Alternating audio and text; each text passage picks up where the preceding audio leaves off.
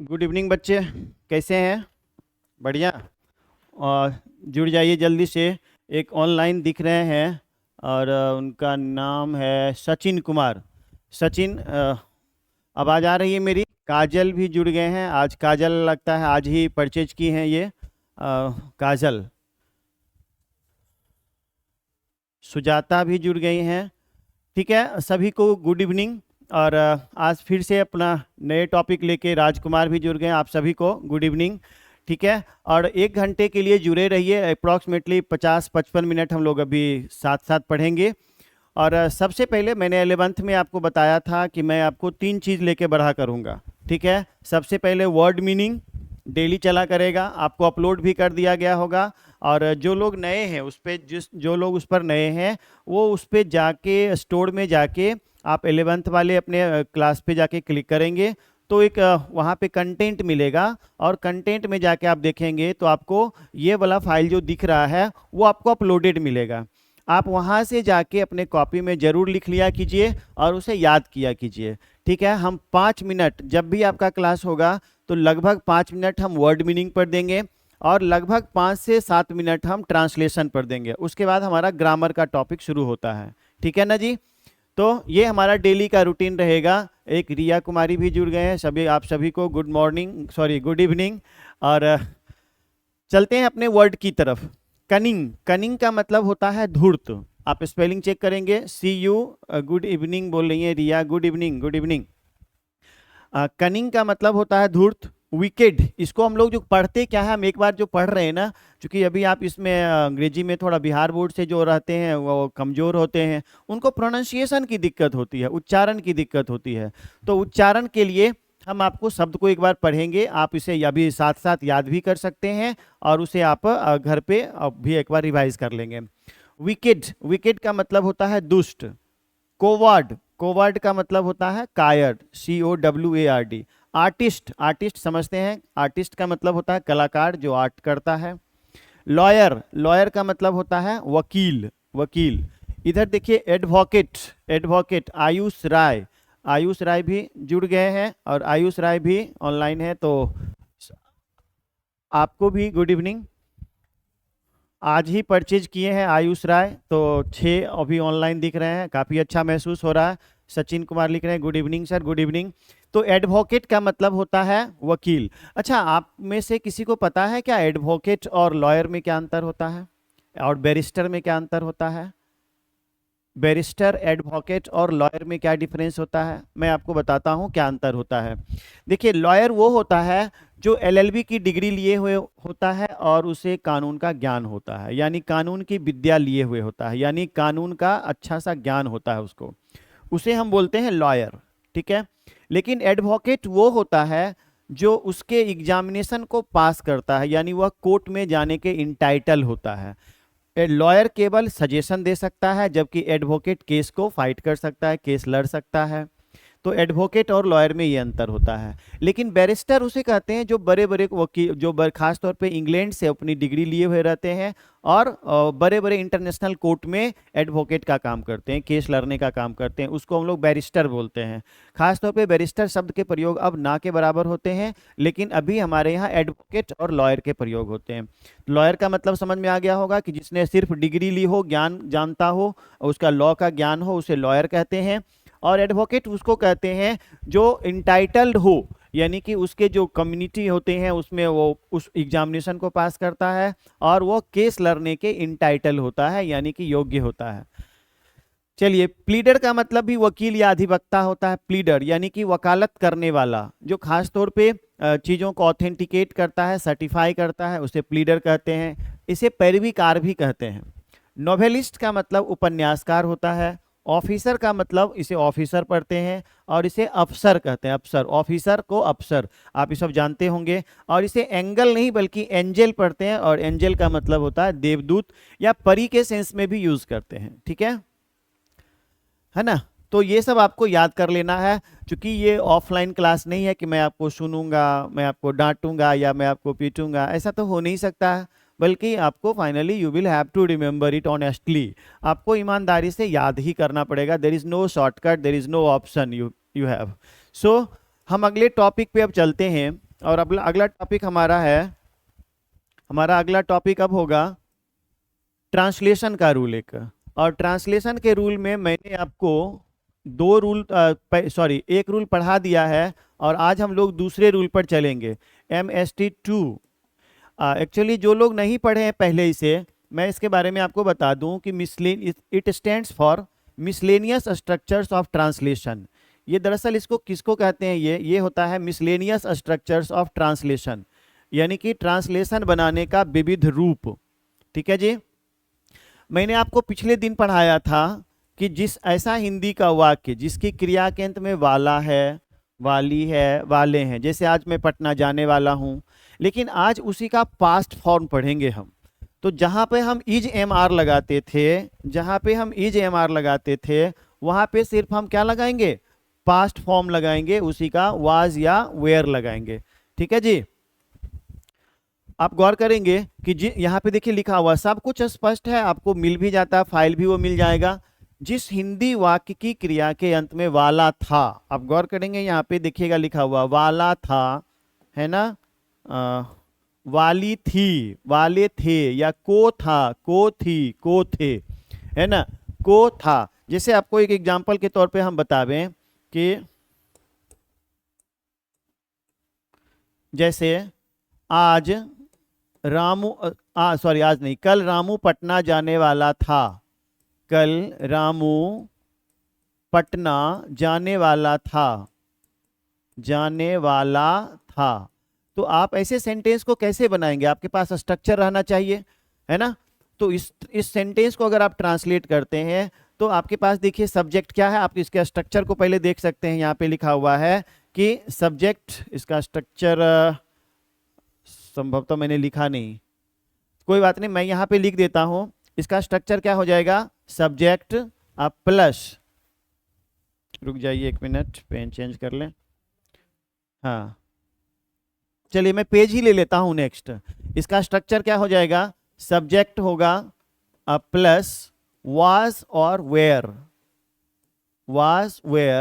Plus to plus V1 plus object, then E बोले तो extension. What does it mean of extension, extension किसको कहते हैं, extension is such type of object, extension भी एक तरह का ऑब्जेक्ट होता है, which is used to extend the meaning of the sentence, जो वाक्य के अर्थ को एक्सटेंड करने में प्रयोग करते हैं, and generally followed by any preposition, और उसमें कोई ना कोई प्रीपोजिशन लगा रहता है। जैसे अभी आप गौर करेंगे कि मैं एक्सटेंशन का एग्जांपल दूंगा अभी, और एक्सटेंशन को हम लिख भी देते हैं यहाँ पे स्पेलिंग में EXTENSION, ठीक है ना।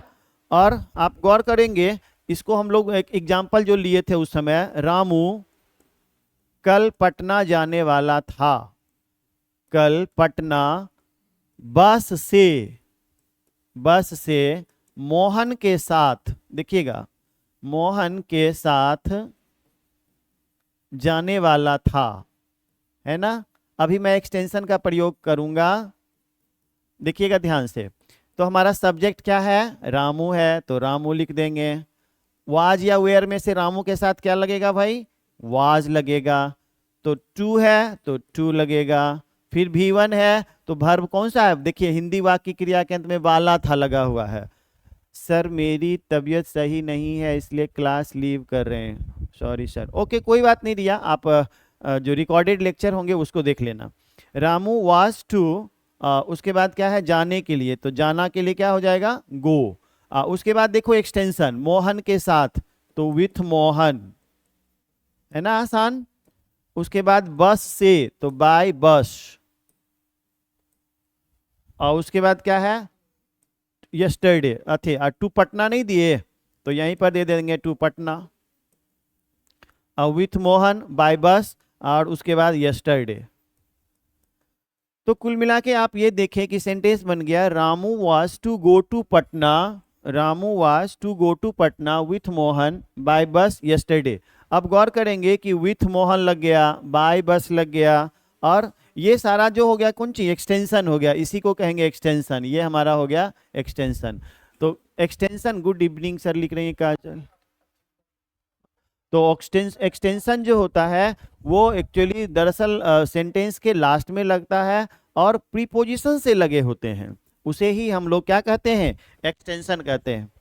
ठीक है, तो ये आपका सेंटेंस, यहाँ पे फिर से हम आ जाते हैं। ठीक है ना, यहाँ पे स्ट्रक्चर देखिए हम लिख नहीं पाए थे, इसका स्ट्रक्चर हम यहाँ पे लिख देते हैं। इसका स्ट्रक्चर होगा सब्जेक्ट प्लस वाज या were plus to plus V1 then object and extension. यानी कि कल रामू पटना जाने वाला था, तो क्या बनाएंगे, Ramu was to go to Patna, और यस्टरडे कल के लिए क्या इस्तेमाल करेंगे, यस्टरडे। ठीक है, तो इस तरह से आपका बन गया होगा। तो कुल मिला के ये सेंटेंस है और इस सेंटेंस को आपको बनाकर लाना होगा। और ये आपको देखिए मैं यहाँ पे दिखा देता हूँ, देखिए एक बना हुआ है, वह तुम्हें दंडित करने को था, तो he was to punish you. इसका निगेटिव और इंट्रोगेटिव भी बना सकते हैं। निगेटिव बनाने के लिए आपको क्या करना है, वाज या वेयर के बाद, वाज या वेयर के बाद, वाज या वेयर के बाद नोट लगा देना है। और इंट्रोगेटिव जब बनाएंगे तो वाज या वेयर को सिर्फ पहले लगाएंगे और फिर सब्जेक्ट दे देंगे। ठीक है, अभी देखिए एक आध मैं बना देता हूं यहाँ पे, जैसे मैं स्वीट्स बांटने वाला था, तो क्या बनाएंगे इसको हम लोग, इसको क्या बनाएंगे, आई, देखिए आई सब्जेक्ट दे देंगे और उसके बाद आई के साथ क्या लगाएंगे, वॉज, और उसके बाद क्या लगाएंगे, टू, और बांटना के लिए क्या हो जाएगा, डिस्ट्रीब्यूट, डिस्ट्रीब्यूट, और उसके बाद मिठाई, मिठाई स्वीट्स, तो स्वीट्स लिखा हुआ है तो स्वीट्स दे देंगे। यानी कि I was to distribute sweets, Sita अपने घर जाने को थी। ये प्रैक्टिस है, ये आपको बनाकर लाना होगा और कल हम इसको चेक करेंगे। पहला हम चेक कर चुके हैं, दूसरा कल हम चेक करके यानी अगला क्लास में फिर से उसको पढ़ाना भी है। ठीक है जी, इसको आप जरूर बना के लाएंगे।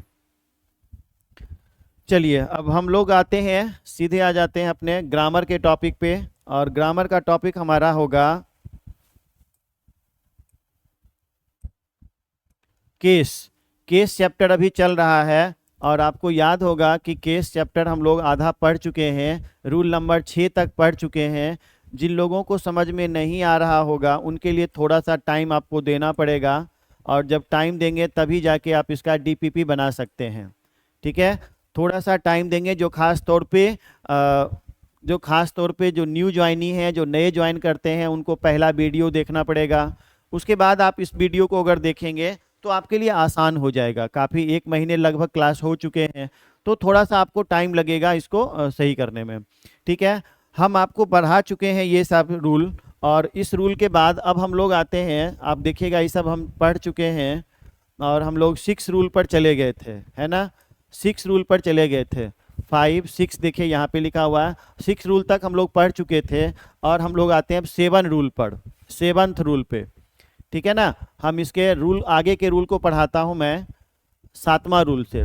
और 7वां रूल देखिए आप यहाँ पे इंग्लिश में लिखा हुआ है, लेकिन मैं आपको हिंदी में तोड़ तोड़ के और हिंदी में समझा के लिखूंगा, हिंदी में लिखूंगा भी, और उसके बाद आप हिंदी को इसको पढ़ना। देखिएगा ध्यान से, लिखा हुआ है पॉजेसिव केस इज यूज्ड, है ना,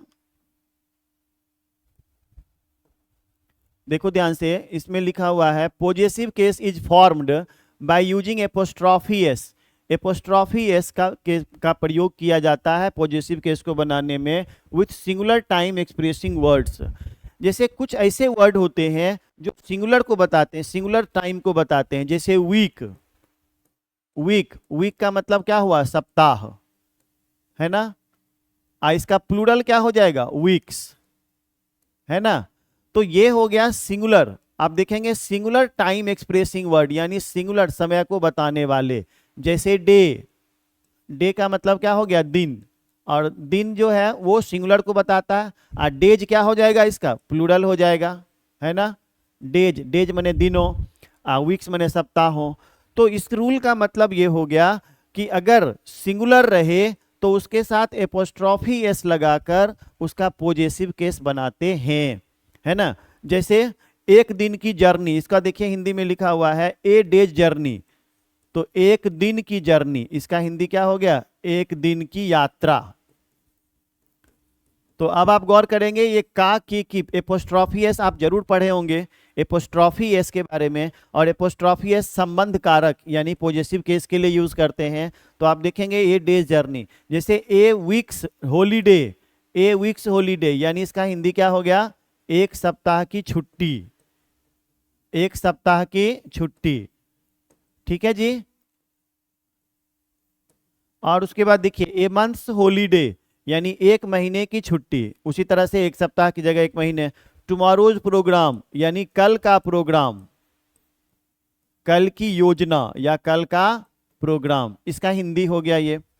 ए मंथ्स हॉलीडे इसका महीने, इसका क्या हो गया, एक महीने की छुट्टी, एक महीने की छुट्टी। ठीक है, तो ये इसके एग्जाम्पल हो गए। लेकिन जब यह प्लूरल की तरह इस्तेमाल होगा, जब इसका प्लूरल इसका पॉजिटिव केस बनाना रहेगा, वो आपको नीचे में लिखा हुआ है। तो इसका जब पॉजिटिव केस बनाना रहेगा तो देखिएगा क्या लिखा रहता है, जैसे 5 डेज लीव रहेगा लिखा हुआ, तो उसे आप ऐसे लिखेंगे 5। आप देखिए डेज तो प्लूरल हो ही गया, अब अगर इसमें से एपोस्ट्रॉफी एस लगाएंगे तो ये गलत हो जाएगा। ठीक है, आपको मैंने बताया था कि प्लूरल का पॉजिटिव केस कैसे बनाया जाता है, पिछले वीडियो में आप देखेंगे तो उसमें ऐसा किया जाता है, डेज डेज लिख के और फिर आपको एपोस्ट्रॉफी साइन सिर्फ लगाना होता है। तो 5 डेज लीव। ठीक है, यानी कि अगर मान लेते हैं कोई समय को बतलाने वाला प्लूरल टाइम एक्सप्रेसिंग वर्ड है, यानी कि प्लूरल जब बहुवचन यानी प्लूरल टाइम एक्सप्रेसिंग वर्ड जिसके लास्ट में एस लगा रहता है, तो सिर्फ हम एपोस्ट्रॉफी का साइन लगाते हैं, ना कि एपोस्ट्रॉफी एस लगाते हैं। आप गौर करेंगे कि यहाँ पे वीक था तो वीक्स लिखे, लेकिन वीक्स के साथ अगर इसका संबंधवाचक बनाना रहेगा, पॉजिटिव केस बनाना रहेगा, तो इसमें हम क्या करेंगे, सीधे एक साइन दे देंगे। मैं इस बात को यहाँ पे भी सिखा दूं आपको। जैसे देखो, अगर डे का पॉजिटिव केस बनाना है तो क्या करेंगे, डेज कर देंगे, लेकिन इसका प्लूरल क्या हो जाएगा, डेज। अगर इसका बनाना है तो क्या करेंगे, डेज लिख के खाली साइन दे देंगे। समझ में आ गया होगा।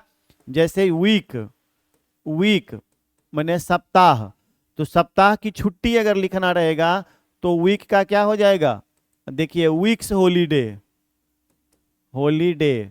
लेकिन अगर सप्ताहों रहेगा, अगर पहले से वीक्स रहेगा प्लूरल, तो इसका हम लोग क्या बनाएंगे, इसका बनाएंगे वीक्स ऐसे करके एक साइन केवल दे देंगे। ठीक है जी, है ना। और अगर हॉलीडे देना है तो हॉलीडे दे दीजिए। तो मेरे कहने का अर्थ आप समझ गए होंगे इस रूल को। ठीक है जी, हम अपने रूल पे आ जाते हैं। यहाँ पे जो था, अब गौर करेंगे, यहाँ देखिए दिया हुआ है 5 दिनों की छुट्टी, लीव, 2 ईयर्स प्रोग्राम। तो देखो ईयर्स के लास्ट में इसमें केवल साइन लगा हुआ है। 10 मिनट्स देखो आप यहाँ पे लास्ट में केवल साइन लगा हुआ है। ठीक है, तो इस तरह से ये समझ में मुझे लगता है आ गया होगा। कोई दिक्कत अगर हो रही है तो जरूर बोलिए, है ना। जो लोग लाइव दिख रहे हैं, अगर दिक्कत हो रही है तो बोलिए, अदरवाइज मैं आगे बढ़ जाता हूं अब। ठीक है, ये रूल खत्म हो गया। अब हम आते हैं अगले रूल पर, और अगला रूल हमारा 8वां रूल जो है वो क्या है, सो देखिए ध्यान से। 8वां और 9वां रूल आपको इसी पेज में मिलेगा, और 8वां रूल ये रहा हमारा। पॉजिटिव केस, जैसे देखिए कोई भी कंपाउंड नाउन होता है। कंपाउंड नाउन किसको कहते हैं, जैसे आप देखिए ब्रदर इन लॉ, मैं आपको पहले समझा देता हूं यहाँ पे। जैसे brother in law, brother in law, इसको हिंदी में कहते हैं साला। देखिए साला ऐसे लिखा जाता है, ये वाला दंत सौ। ठीक है, अगर ये वाला सौ लिखेंगे तब तो वो घर का बोध हो जाता है। ठीक है ना, और ये साला का अर्थ तो आप समझते होंगे, मुझे समझाने की जरूरत नहीं है ना। राजा लिख रहे हैं, नो प्रॉब्लम सर। ठीक है, थोड़ा स्टैंडर्ड की ओर मैं बढ़ रहा हूं, अगर आपको दिक्कत हो तो जरूर टोकिए, नहीं तो मैं आके बढ़ते चला जाऊंगा। सुजाता लिख रहे हैं, नो प्रॉब्लम सर। ठीक है, तो देखिए मेरा ये कहना था इस रूल में कि अगर ब्रदर इन लॉ है लिखा हुआ, तो ब्रदर इन लॉ में जो लास्ट वर्ड होगा, इसको कंपाउंड नाउन कहते हैं। मैंने आपको नाउन चैप्टर में पढ़ाया था।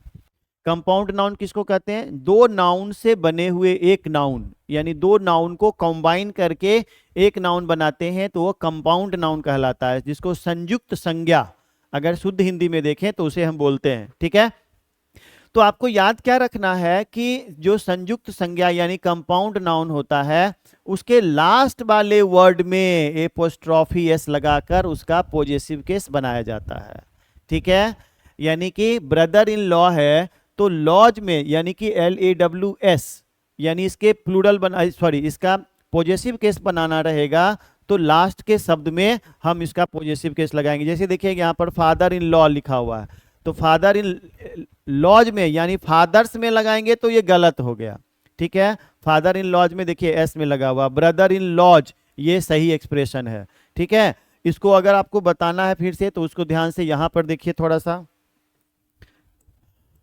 देखो ध्यान से। अगर मान लेते हैं प्लूरल बनाना रहेगा, प्लूरल बनाना रहेगा फादर इन लॉ का, तो फादर इन लॉ, अगर इसका प्लूरल बनाना रहेगा, मैं बोल रहा हूं इसका प्लूरल, तो आपको हम सिखाए हुए हैं कि इसका प्लूरल बनेगा फादर्स इन लॉ, फादर्स फिर इन लॉ, यानी एस कहां लगाया हमने, जो मेन वर्ड है उसमें लगाया। ठीक है, आपको याद होगा मैंने ये बताया था नाउन में। लेकिन जब इसका बनाना रहेगा पॉजेसिव केस, जब इसका बनाना रहेगा पॉजेसिव केस तो हम क्या करेंगे, तब हम करेंगे father in law, father in law और उसमें लगा देंगे एपोस्ट्रॉफी एस, एपोस्ट्रॉफी एस। ठीक है, अब समझ में आ गया होगा। देखो यहां पर एस लगा दिए तो ये प्लूरल हो गया, लेकिन लास्ट वाले वर्ड के साथ एपोस्ट्रॉफी साइन के साथ एस लगा दिए तो ये हो गया पॉजेसिव केस। ये सिर्फ होता है कंपाउंड नाउन में।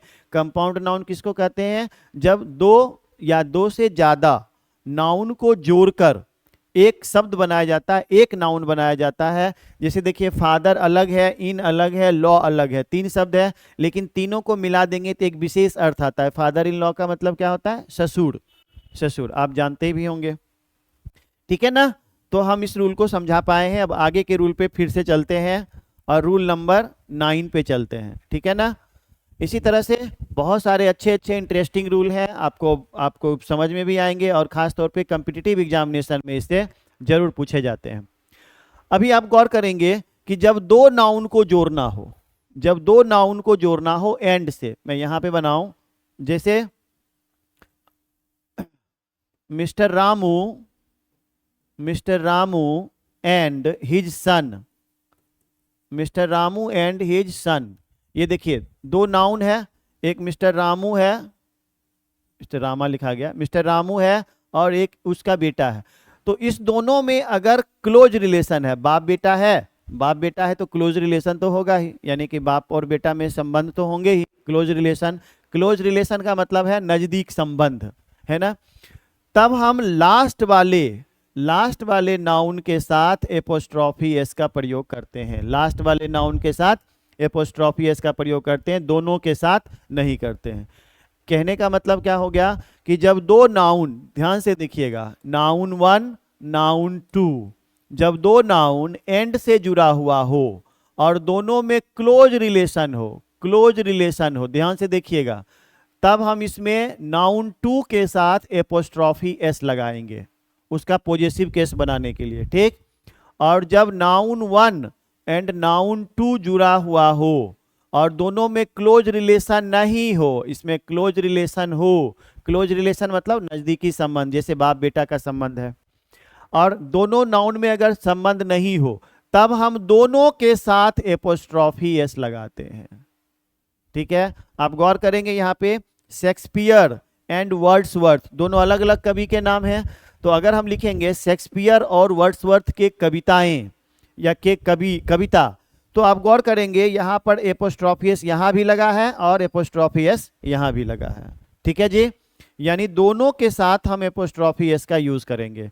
लेकिन आप गौर करेंगे कि मिस्टर सिन्हा एंड सन्स, आप मिस्टर सिन्हा के साथ दिखेगा एपोस्ट्रॉफी एस का प्रयोग नहीं किया है, सिर्फ इसके साथ किया। जैसे लाल एंड ब्रदर्स ज्वेलरी, तो ब्रदर्स के साथ मैंने किया है, लाल के साथ नहीं किया है। क्यों? क्योंकि इस दोनों में क्लोज रिलेशन है। देखिए ब्रदर लिखा हुआ है, सन लिखा हुआ है, तो क्लोज रिलेशन का बोध हुआ, नजदीकी संबंध का बोध हुआ। तो बाद वाले नाउन के साथ सिर्फ हम एपोस्ट्रॉफी एस का प्रयोग करते हैं। ठीक है, यानी आज हम लोग क्या पढ़ रहे हैं, हम लोग पढ़ रहे हैं केस। केस मतलब कारक। अगर आप नहीं पढ़े हैं तो 2-3 वीडियोज हो चुके हैं, इसका जरूर आप ध्यान से पढ़ लेंगे जाके। ये समझ में आ गया होगा, समझ में आ गया होगा। जब प्रैक्टिस करवाऊंगा मैं तो आप लोग जवाब देना, फिलहाल अभी आप समझते चलो। ये रूल्स चल रहे हैं, कुल मिला के 18-19 रूल पढ़ाऊंगा मैं, अभी हम लोग 9वां रूल पढ़े। आगे बढ़ जाए, अगर आप समझ रहे हैं तो बोल दीजिए।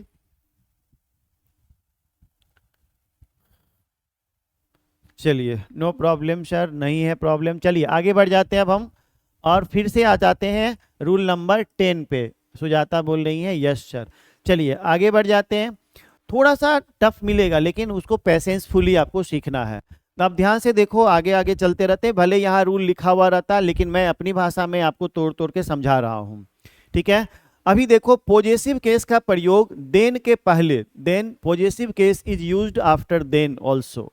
अब देखो ध्यान से, जब सेंटेंस में देन का प्रयोग हो, पहले तो आप देन के बारे में समझ लो, THAN देन और THEN देन, इस दोनों में फर्क पहले समझ लो अब। ठीक है, जब आप देन बोलते हैं तो ये दो शब्द आपके दिमाग में आता होगा, और इस देन का मतलब होता है कंपैरिजन के लिए, यानी तुलना करने के लिए। इसको हिंदी में कहते हैं अपेक्षाकृत। आप जरूर इसका इस्तेमाल करते होंगे, है ना। मैं एग्जाम्पल देके आपको बताऊंगा अभी अभी। और इस देन का मतलब होता है तब। तब आप गौर करते होंगे, जब इस तरह के सेंटेंसेस को या इस तरह के वर्ड को आप देखते होंगे, तो जैसे आपको मैं बताऊं कि अगर लिखा हुआ है Ramu is better then, Ramu is better then Mohan, यानी रामू मोहन से अच्छा है, तो आप देखिएगा इस देन का प्रयोग करेंगे, यहाँ पर इस देन का प्रयोग नहीं करेंगे। क्यों? क्योंकि यहाँ पे तुलना हो रही है, यहाँ पे कंपैरिजन हो रहा है, यानी कंपेयर किया जा रहा है, कंपैरिजन किया जा रहा है, कंपेयर किया जा रहा है, तुलना की जा रही है, तो हम THAN का प्रयोग करेंगे। और THEN का प्रयोग क्या किस लिए होता है? जब इसका अर्थ तब यानी कंजंक्शन के लिए होता है, कंजंक्शन, है ना। आप आओगे तब मैं जाऊंगा, तो तब यानी कंजंक्शन, दो वाक्यों को जोड़ने के लिए करते हैं। फिलहाल हम इस रूल से बाहर आते हैं, और इस देन और देन के फर्क से बाहर आते हैं, और अपने रूल पे आते हैं जो हमारा रूल है। और हमारा रूल यहाँ पर क्या है भाई? हमारा रूल है कि देन से जुड़ा हुआ जब दो नाउन रहे, तो पहले नाउन के साथ अगर एपोस्ट्रॉफी एस है, तो बाद वाले नाउन के साथ भी एपोस्ट्रॉफी एस लगेगा। जैसे देखिए, his car is faster than mister Pathak, तो ये गलत वाक्य हो गया। क्यों गलत वाक्य हो गया? क्योंकि हिज कार यानी उसका कार, यानी उसका कार यानी कार, यहाँ पर कौन सी है? एक आदमी है, यानी कार की तुलना किससे हो गई? एक इंसान से हो गई। मिस्टर पाठक जी ये हैं, तो देखिए मिस्टर पाठक जी की तुलना कौन सी से हो गई? कार से हो गई, जो कि वाक्य में गलत हो गया। लेकिन अगर हम लगा देंगे यहाँ पर एपोस्ट्रॉफी एस, यहाँ लगा देते एपोस्ट्रॉफी एस, तब इसका मतलब हो जाता कि उसकी कार तेज है, ज्यादा, अपेक्षाकृत ज्यादा तेज है मिस्टर पाठक की कार से। ठीक है ना, मिस्टर पाठक में एस लगा देंगे, यहाँ पर एपोस्ट्रॉफी एस देखिए लगा दिए, तो ये वाक्य हो गया सही। यानी कहने का मतलब मेरा ये था, इस रूल को समझने का मतलब ये है कि आप देखें यहाँ अगर पॉजिटिव केस लगा है तो यहाँ भी पॉजिटिव केस लगेगा। ठीक है, और नहीं तो क्या हो जाएगा? कार की तुलना मिस्टर पाठक से हो जाएगी, जो कि गलत होगा। तो कार की तुलना किससे होनी चाहिए? कार से होनी चाहिए। तो मिस्टर पाठक से लिख दिए यहाँ पर, तो इसका मतलब हो गया मिस्टर पाठक की कार। ठीक है ना, ये इसको समझिएगा। अभी एक नीचे में सेंटेंस देखिए लिखा हुआ है, द क्लाइमेट ऑफ पटना, यानी पटना की जलवायु इज बेटर देन गया, गया से है, गया से बेहतर है। तो गया शहर से बेहतर नहीं है, बल्कि गया की जलवायु से बेहतर है। तो आप यहाँ पर देखिए, गौर करिएगा, मैं इस रूल को फिर से यहाँ पे लिख के समझाऊं तो ज्यादा अच्छा रहेगा।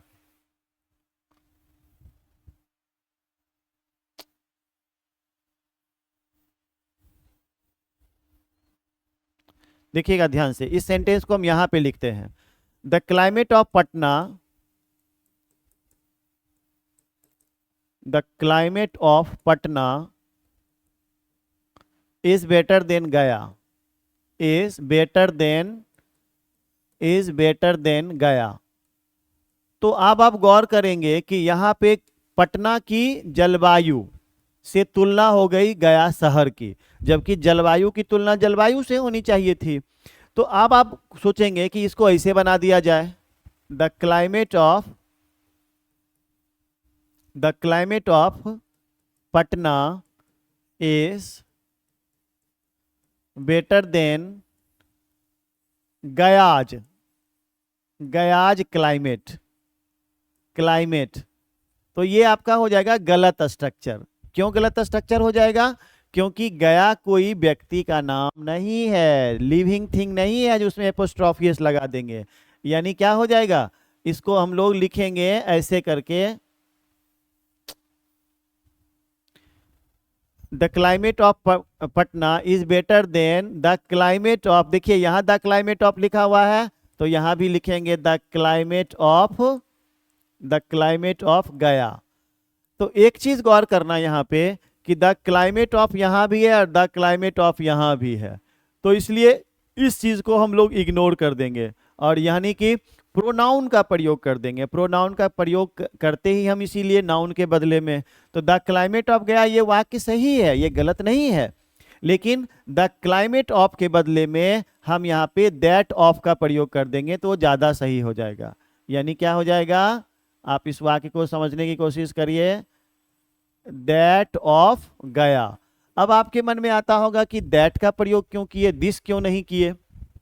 दैट का प्रयोग हम इसलिए किए क्योंकि पहला के लिए हम लोग दिस करते हैं, तो यहाँ के लिए देखिए ये हमारा पहला था क्लाइमेट, ये हमारा गया का क्लाइमेट दूसरा बार प्रयोग हुआ है, तो पहला के लिए दिस और दूसरा के लिए दैट का प्रयोग करते हैं। इसलिए यहाँ पे हम दैट ऑफ गया, इस तरह के कॉम्पिटिटिव क्वेश्चन एग्जामिनेशन में पूछे भी जाते हैं। तो आपको क्या याद रखना था, यहाँ पे देखिए देन दैट ऑफ गया, यानी इस रूल का मतलब क्या हो गया कि देन के पहले अगर तुलना करने के लिए अगर पॉजिटिव केस का प्रयोग है तो देन के बाद भी पॉजिटिव केस का प्रयोग होगा। अच्छा, इसके आगे का जो रूल होगा वो रूल भी इसी तरह का है, और वो रूल भी इस तरह का है, मैं आपको बता दूं यहाँ पे कि अगर एज, जिस तरह से आप एज और देन दोनों में फर्क जानते होंगे, देन का प्रयोग हम करते हैं कॉम्पेरेटिव डिग्री के लिए, मैं डिग्री आपको पढ़ाने वाला हूं आगे, और एज का प्रयोग करते हैं पॉजिटिव डिग्री के लिए बनाने के लिए एज का। तो जिस तरह से एज में रूल था कि अगर इधर पॉजिटिव केस है तो इधर भी पॉजिटिव केस होगा, ठीक उसी तरह एज में भी यही रूल होगा कि अगर इधर पॉजिटिव केस होगा तो इधर भी पॉजिटिव केस का प्रयोग होना चाहिए वाक्य में, तभी वह वाक्य सही माना जाएगा। ठीक है, अब हम अपने रूल पे आ जाते हैं तो ज़्यादा बेहतर रहेगा। देखिएगा ध्यान से, ये रूल जो लिखा हुआ यहाँ पे रूल नंबर 11 में, positive case is used before as, then positive case is used after as also. जो मैंने अभी रूल बताया कि पॉजिटिव केस का प्रयोग अगर एज के पहले हो तो पॉजिटिव केस का प्रयोग एज के बाद भी होगा। ठीक, इसके पहले रूल में क्या पढ़ा था कि पॉजिटिव केस का प्रयोग अगर देन के पहले हो तो देन के बाद में भी हम पॉजिटिव केस का प्रयोग करेंगे। ठीक है, अब आप गौर करेंगे यहाँ पे सेंटेंस लिखा हुआ है, बहुत सारा सेंटेंस लिखा हुआ है, मैंने अपने तरफ से आपको बता दिया। देखिएगा, Mohan's sister is not so beautiful as Sohan. अब आप गौर करेंगे कि मोहन की बहन का तुलना किससे हो गया, सोहन से हो गया, जबकि तुलना किससे होना चाहिए था, मोहन की सिस्टर की तुलना होनी चाहिए थी सोहन की सिस्टर से, है ना कि सोहन से। तो आप जब यहां पर लगा देंगे, अगर इसी सेंटेंस को लिख देंगे ऐसे, Mohan's sister is not so beautiful as Sohan's, तब ये वाक्य सही हो जाएगा। क्यों? क्योंकि मैंने क्या बोला था कि देखो एज लगा हुआ है ना, तो एज के पहले देखिए यहाँ पे पॉजिटिव केस का प्रयोग हुआ है, यानी अगर यहाँ पॉजिटिव केस का प्रयोग हुआ तो यहाँ भी पॉजिटिव केस का प्रयोग होगा। यहाँ अगर सोहन दे देंगे तो गलत हो जाएगा, लेकिन सोहंस दे देंगे तो सही हो जाएगा, क्योंकि सोहंस का मतलब हो गया यहाँ पे सोहंस सिस्टर, यहाँ पे हो गया इसका मतलब सोहन की बहन। तो सोहन की बहन पूरा लिखने की आवश्यकता नहीं है, क्योंकि एक बार जब प्रयोग हो गया तो दूसरे बार लिखने की आवश्यकता नहीं होती है। केवल आप एपोस्ट्रॉफी एस लगा देंगे तो वो सही माना जाएगा। ठीक है जी। तो इस तरह से कहने का मतलब ये हो गया कि एज और देन दोनों के पहले और बाद दोनों में पॉजेसिव केस का प्रयोग होता है। ठीक है, आपको मैं इसी तरह से क्वेश्चन बनाने दूंगा तो आप इस पर बनाना, अभी आपको रूल में सिर्फ सिखा रहा हूं। ठीक है जी, आगे बढ़ जाते हैं अब हम अगले रूल की ओर। और भी सेंटेंसेस दिए हुए हैं, आपको ये भी फाइल मिल जाएगा, आप घर पे जाके इसे थोड़ा सा रिवाइज भी कर लेना। इंग्लिश में लिखा हुआ भले है, लेकिन मैं हिंदी में इसे समझा रहा हूं। चलिए हम अगले रूल पे आ जाते हैं अब, और हमारा रूल नंबर 12। देखिएगा हमारा रूल नंबर 12 क्या कहता है कि एपोस्ट्रॉफी एस का प्रयोग, देखो ध्यान से, यहाँ पे लिखा हुआ है इंडिफिनिट प्रोनाउन। पहले मैं आपको इंडिफिनिट प्रोनाउन के बारे में बता दूं। जो वन से बने हुए शब्द होते हैं, जो बडी से बने हुए शब्द होते हैं, जो थिंग से बने हुए शब्द होते हैं, वो सभी इंडिफिनिट प्रोनाउन कहलाते हैं। जैसे no one, someone, anyone, everyone, nobody, somebody, anybody, everybody, है ना, nothing, something, anything, everything. These are the indefinite pronouns. ये सभी इनडिफिनिट प्रोनाउन होते हैं। इनडिफिनिट प्रोनाउन मतलब क्या हुआ, जिससे अनिश्चित का बोध हो। जैसे अगर हम कहते हैं एवरीवन, जैसे अगर हम एक शब्द लिखते हैं एवरीवन, एवरीवन, तो इसमें किसको बोल रहे हैं, रामू को, मोहन को, कि सब ग्रुप को? बल्कि एवरीवन माने हर एक, कोई निश्चित नहीं हुआ, इसमें किसी निश्चित व्यक्ति का नाम नहीं हुआ। तो इसीलिए ये क्या हो गया, एक इंडेफिनिट प्रोनाउन हो गया। जिस तरह से nobody has stolen my mobile, किसी ने मेरा मोबाइल नहीं चुराया, किसी निश्चित व्यक्ति के बारे में नहीं बोला जा रहा। तो जितने भी बडी से बने होते हैं सब, देखो बडी, देखिए वन, और जैसे नथिंग, NOTHING, देखिए थिंग से बने हुए। तो जितने भी शब्द होते हैं वो सभी होते हैं इनडिफिनिट प्रोनाउन। अच्छा, एक चीज इसके बारे में और याद रखिएगा कि ये सभी हमेशा सिंगुलर की तरह यूज होते हैं, मतलब उससे एक का बोध होता है और इससे हमेशा सिंगुलर की तरह मानते हैं। तो हमारा यहाँ पे रूल क्या है कि हम इसके बाद, यानी कि इन सब के बाद एवरीबडी रहे, बडी वाला सब शब्द रहे या वन वाला सब शब्द रहे, तो उसमें एपोस्ट्रॉफी एस का प्रयोग करते हैं। और अगर थिंग वाला शब्द रहे, जो अगला रूल में मिलेगा, तो इसमें हम ऑफ का प्रयोग करते हैं। बस इतना ही रूल है। ये याद क्या रखना है, मैं अपने तरीके से इसे लिख देता हूं यहाँ पे, कि जितने भी वन वाले शब्द होते हैं और जितने भी बडी वाले शब्द होते हैं, उसमें हम संबंधवाचक बनाने के लिए एपोस्ट्रॉफी एस का प्रयोग करते हैं। और उसके बाद दूसरा रूल क्या निकलेगा, जितने भी थिंग वाले शब्द हैं, नथिंग, समथिंग, एनीथिंग, एवरीथिंग, उसका पॉजेसिव केस बनाने के लिए ऑफ का प्रयोग करते हैं। क्यों? क्योंकि ये वस्तु का बोध कराता है, और वस्तु के लिए आपको पहले भी मैंने बताया था कि एपोस्ट्रॉफी एस का प्रयोग जनरली नहीं करते हैं, बल्कि किसका प्रयोग करते हैं, ऑफ का। और आपके सामने में 12 और 13 रूल नंबर में यही दिया हुआ है, जो आपको ये रूल नंबर 12 है और ये रूल नंबर 13 में लिखा हुआ है।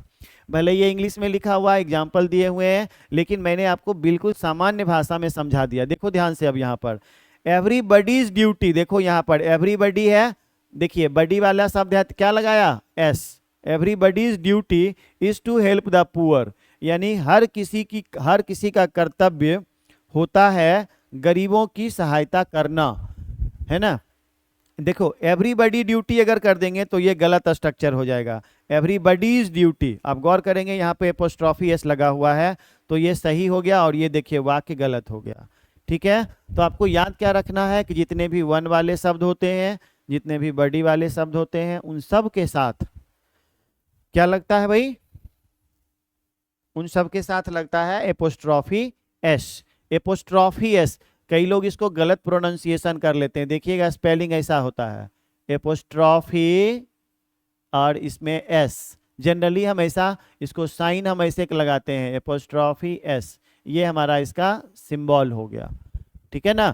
और एपोस्ट्रॉफी के साथ मैंने पहले दिन भी बताया था कि केवल एस ही नहीं लगाते हैं, एपोस्ट्रॉफी के साइन के, एपोस्ट्रॉफी के साथ हम टी, डब्ल्यू, एक्स सब कुछ लगाते हैं, लेकिन संबंधवाचक यानी पॉजेसिव केस बनाना रहता है तो सिर्फ हम एपोस्ट्रॉफी के साथ एस लगाते हैं।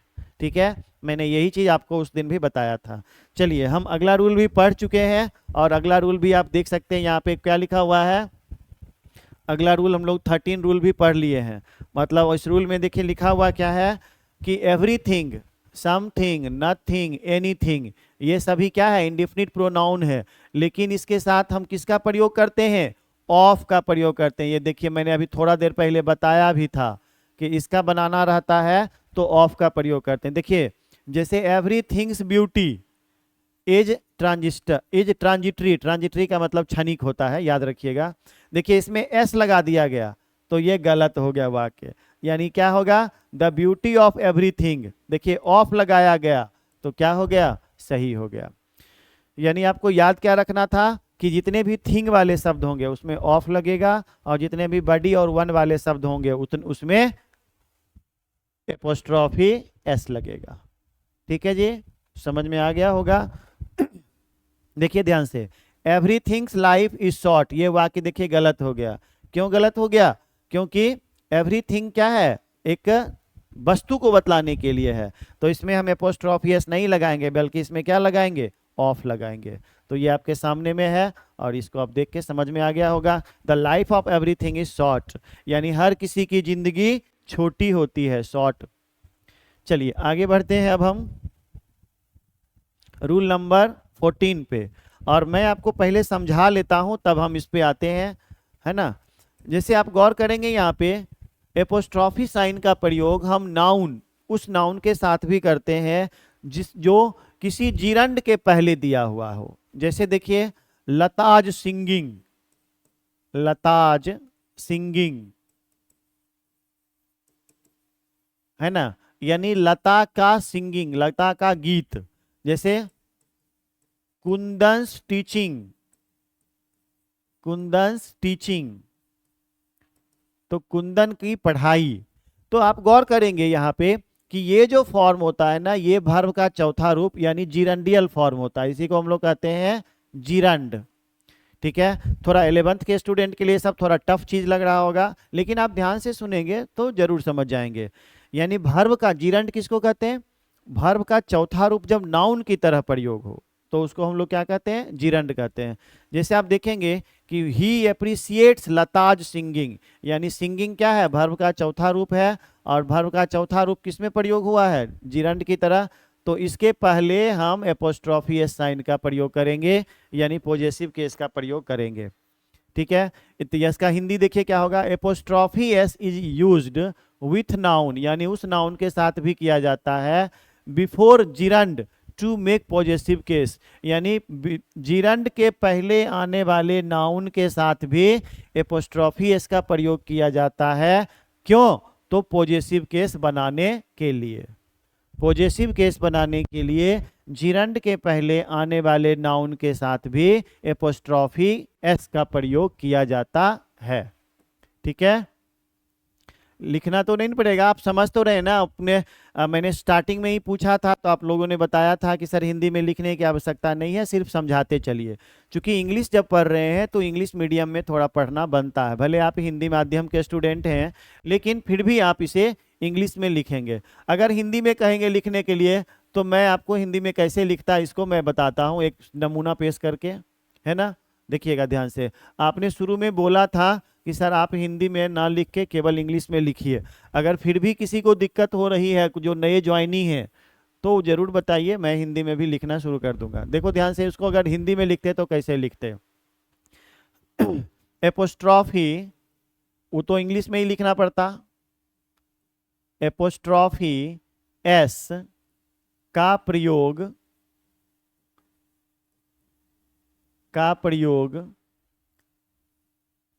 किसी नाउन के साथ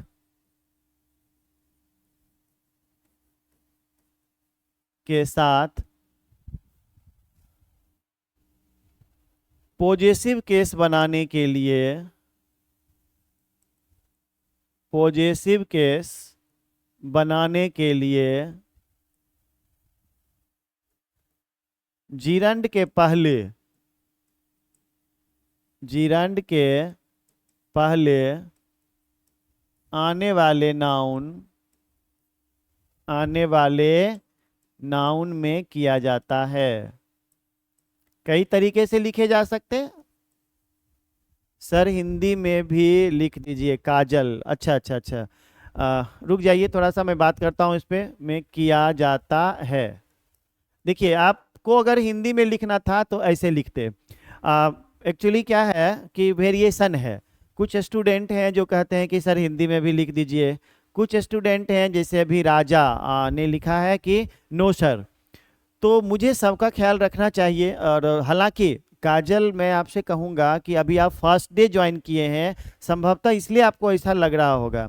मेरे पढ़ाने का स्टाइल इतना इजी होगा कि भले यहाँ इंग्लिश में रूल होगा, लेकिन मैं उसे हिंदी में तोड़ तोड़ के आपको अपनी भाषा में समझाता हूँ, तो आप ज़रूर समझ जाएंगे। लेकिन फिर भी अगर आपको लगेगा कि नहीं सर हिंदी में लिखिए ही, तो मैं हिंदी में इस तरह से लिखूंगा।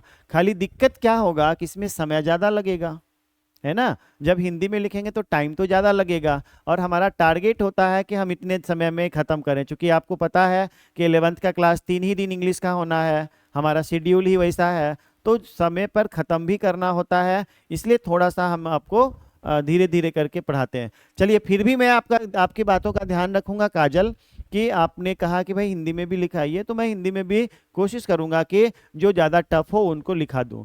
अभी से पहले जो क्लास कर रहे थे, जैसे राजा हो गए, सुजाता हो गई, ये सारे जो क्लास कर रहे थे, इन्होंने मुझे पहले बोला था कि इंग्लिश में ही लिखिए, इंग्लिश में ही समझा दीजिए, हिंदी में लिखने की आवश्यकता नहीं थी। तो इसलिए मैं अभी तक हिंदी में नहीं लिख रहा था, लेकिन अगर आपको ज़रूरत होगी तो मैं ज़रूर लिखा करूँगा रूल्स को हिंदी में भी, ठीक है ना। चलिए, ये रूल तो आपको समझ में आ गया होगा। अच्छा, अगर आपको नहीं समझ में आ रहा होगा जीरंड, तो जीरंड के बारे में भी थोड़ा हम यहाँ लिख देते हैं। जीरंड को भी आप डिफाइन कर सकते हैं यहाँ पे।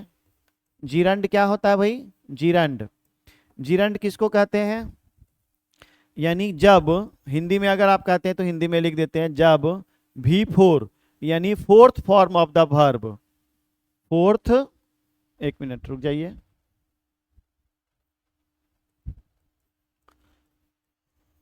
Fourth form of the verb,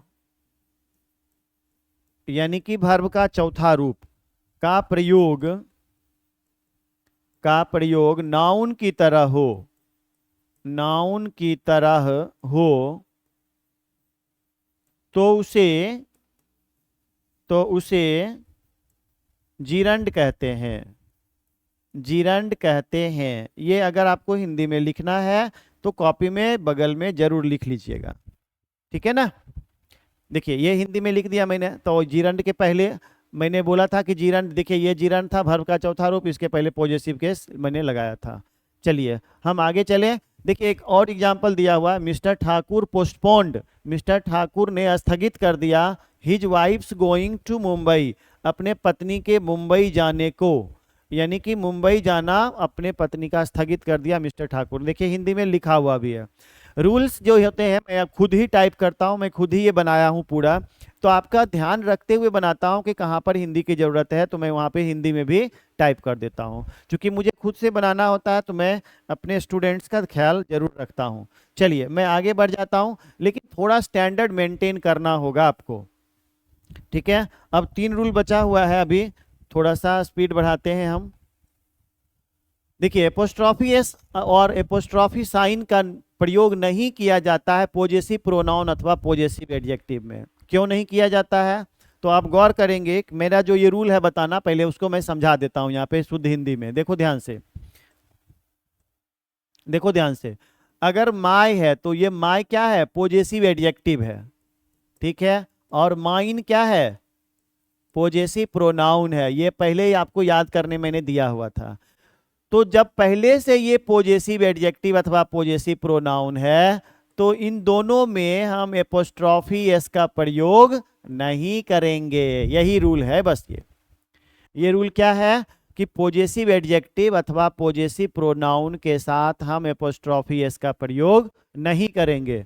देखिए ध्यान से, योर्स डाउटर, ये जो लिखा हुआ है योर, योर क्या है? पॉजेसिव एडजेक्टिव है, इसमें एपोस्ट्रॉफी एस लगा दिए, यानी वाक्य हो गया गलत, ठीक है। सब लोग समझ रहे होंगे। देखिए, योर्स फेथफुली, आप गौर करेंगे कि जब योर खुद पॉजेसिव एडजेक्टिव है तो इसके साथ फिर से लगाएंगे तो गलत हो जाएगा। देखिए यहाँ भी लगा हुआ तो ये भी गलत, ये भी गलत। ठीक है, देखिए योर डाउटर लिखा हुआ, ये सही है। ठीक है, यानी पॉजेसिव केस और पॉजेसिव एडजेक्टिव, पॉजेसिव एडजेक्टिव और पॉजेसिव प्रोनाउन, इन दोनों के साथ एपोस्ट्रॉफी एस का प्रयोग नहीं करते हैं। ठीक है, अगर आपको हिंदी में लिखने की इच्छा है तो लिख सकते हैं। यहाँ पे मैं अपनी भाषा में लिख देता हूं, यहाँ पे पॉजेसिव प्रोनाउन, पॉजेसिव प्रोनाउन तथा पॉजेसिव एडजेक्टिव तथा पॉजेसिव एडजेक्टिव के साथ, पॉजेसिव एडजेक्टिव के साथ एपोस्ट्रॉफी एस अथवा एपोस्ट्रॉफी साइन, दोनों लिख दिया, का प्रयोग नहीं करते हैं। क्यों नहीं करते हैं? क्योंकि ये तो खुद संबंधवाचक है, पहले से का प्रयोग नहीं करते हैं। आपके सामने में एग्जाम्पल दिया हुआ है, आपको मैंने बता दिया है। ठीक है, मैं सबसे कहूंगा कि पहला वीडियो देख लीजिए तो ज़्यादा समझ में आएगा, नहीं तो फिर थोड़ा दिक्कत तो होगी। चलिए आगे बढ़ जाते हैं। अब हम रूल नंबर 15 समझ में आ गया होगा और रूल नंबर 16। ठीक है, जिनको लिखने में अगर दिक्कत हो रही होगी तो बाद में उस वीडियो को पॉज करके लिख सकते हैं। ठीक है, क्योंकि यहाँ पे मैं रुक नहीं सकता आपके उतारने के लिए, क्योंकि मुझे भी मजबूरी होती है, थोड़ा जल्दी खत्म करना होता है। ठीक है, चलिए, एपोस्ट्रॉफी का प्रयोग नहीं किया जाता है द प्लस एडजेक्टिव। देखो ध्यान से, जब सेंटेंस में सब्जेक्ट के रूप में द प्लस एडजेक्टिव हो या सब्जेक्ट के रूप में नहीं भी हो, कहीं भी हो, ठीक है, द प्लस एडजेक्टिव, तो इससे प्लूरल नाउन का बोध होता है, इससे प्लूरल नाउन का बोध होता है। जैसे द पुअर अगर बोलते हैं तो इसका मतलब होता है गरीब लोग, इसका मतलब होता है गरीब लोग। ठीक है, और द रिच बोलते हैं या द ओल्ड बोलते हैं तो इसका मतलब होता है बूढ़े लोग, बूढ़े लोग, कई लोग, मतलब प्लूरल, एक नहीं। ठीक है, तो कहने का अर्थ ये हो गया कि जब सेंटेंस में देखिएगा द डीप्स लगा हुआ तो गलत हो गया। क्यों? क्योंकि इसका अर्थ हो गया बहरे लोग, यानी द प्लस एडजेक्टिव हो तो उसमें पॉजेसिव केस का प्रयोग नहीं किया जाता है। ठीक है ना। अब अगर आप इसको हिंदी में लिखना चाहते हैं तो मैं हिंदी में लिख देता हूं, यहां पे इसका हिंदी में लिख देता हूं। ठीक है ना, देखिएगा हिंदी में लिख लीजिए। जब द प्लस एडजेक्टिव का प्रयोग, द प्लस एडजेक्टिव जो कि प्लूरल को बताता है, का प्रयोग वाक्य में हो, वाक्य में हो, वाक्य में हो,